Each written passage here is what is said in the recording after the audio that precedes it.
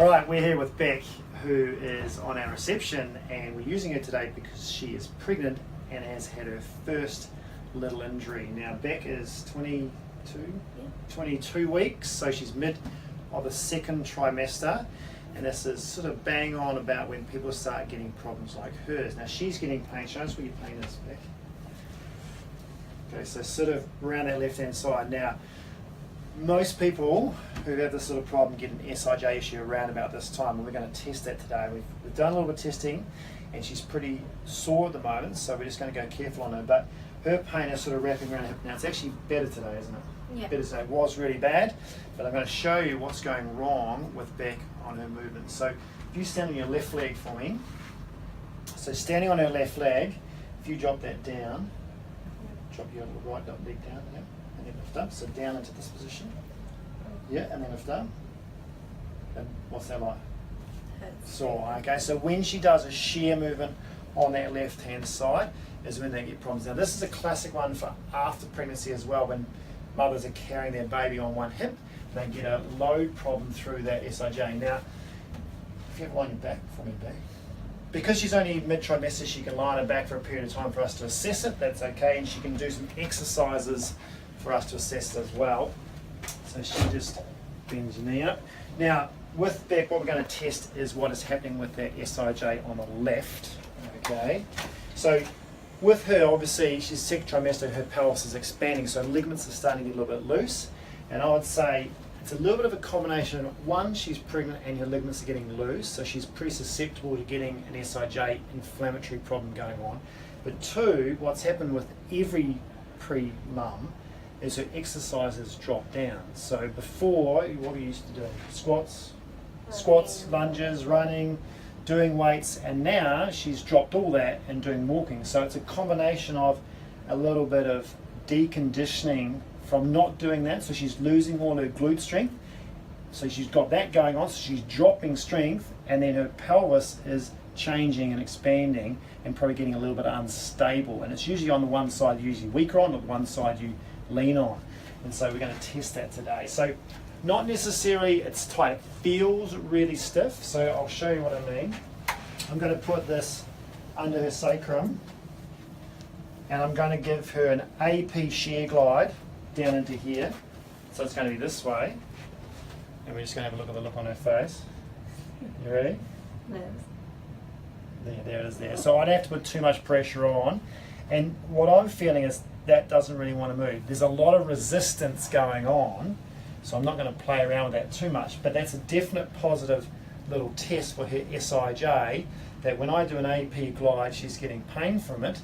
Now I don't know whether that is stiff or unstable. At the moment it's really sore, and if she starts loosening up a little bit and it becomes really mobile, then we know it's unstable. Okay, it's probably that more than anything else, because she's losing a bit of tone and a little bit of strength, and she's increasing in her expansion of her pelvis. So I'd say it's unstable. Feels stiff, but I'd say it's unstable, and we'll soon find that out. And we might have to go to the point where if she gets too unstable, so if she loosens up and her strength doesn't pick up enough, she'll have to wear something like an SIJ belt to increase that pelvic stability, to make sure that joint doesn't get more and more and more inflamed as the weeks go on.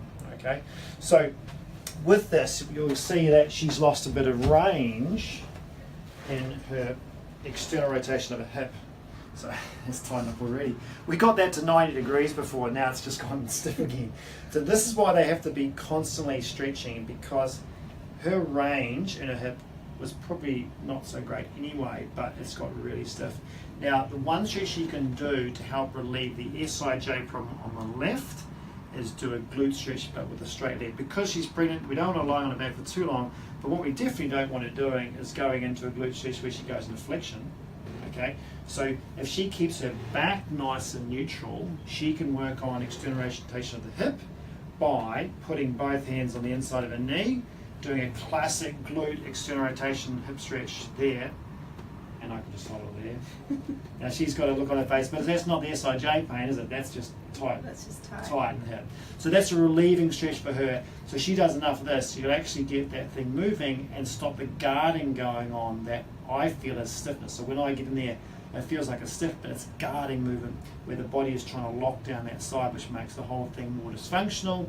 She can't strengthen it, gets sore and sore and sore. So loosening this up is going to be a really good way for her to then go and strengthen it, which will then stabilize it, which will then get less painful, and away she goes.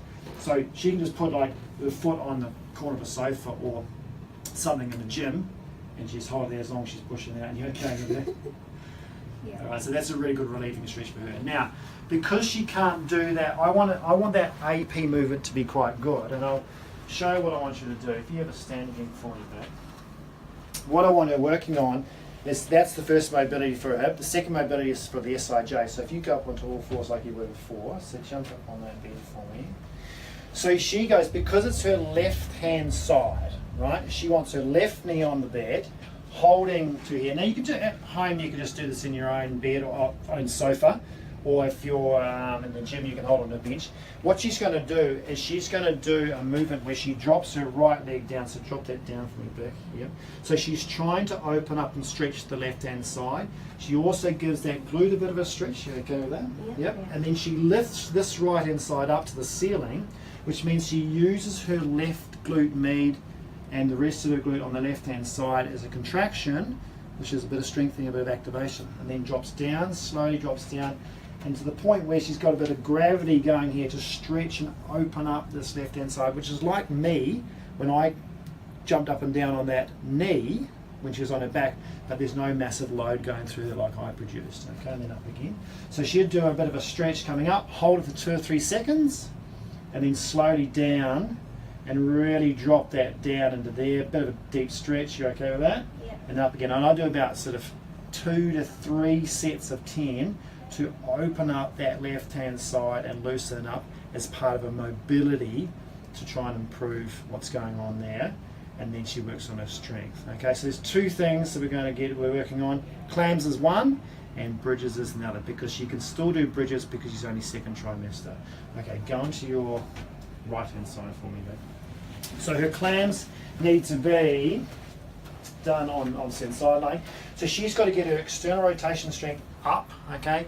Admittedly, it wasn't that great to start with, and this is quite common. So if you're going into your pregnancy with your glutes, like history really didn't, your glutes weren't amazing as far as getting them activated. So she could do squats and lunges and runs and all that stuff, but she always had, her glutes weren't quite fully, activated. And then, of course, when you go into pregnancy, that is the first thing that comes out to the fore. So with her clams, remember, the best thing she can do is try and push her heels together, like you're squeezing a credit card between her heels, which you get a little bit of pre-firing here. She's just got to make sure that she maintains that pelvis does not move around. So she's got to try and keep a little bit of tone in her core, okay, just to try and keep that pelvis solid, and not worrying too much about raising the knee up, okay. She needs to focus on, excuse me, squeezing through here and clenching her butt cheek. Is that okay? Yeah. Now can you squeeze it hard enough to let that knee come up? Yeah. And holding it there, and then slowly lowering it down. But as she lowers, not letting that buttock go, trying to squeeze it on. As long as it doesn't bring on a massive amount of pain, that's not really too sore. Does it hurt? Okay. Try again. Does it bring on that hip pain though? A tiny bit. Tiny bit. So a little bit's okay, not a massive amount, because she is weak and sore in there, so it will bring on a little bit. As long as when she gets through her second and third set, it's actually getting less and she feels better when she's standing up. So that's a really important one for her. Once she gets some activation there, the pain drops down a little bit, maybe in a week's time, and she can add a band to advance that.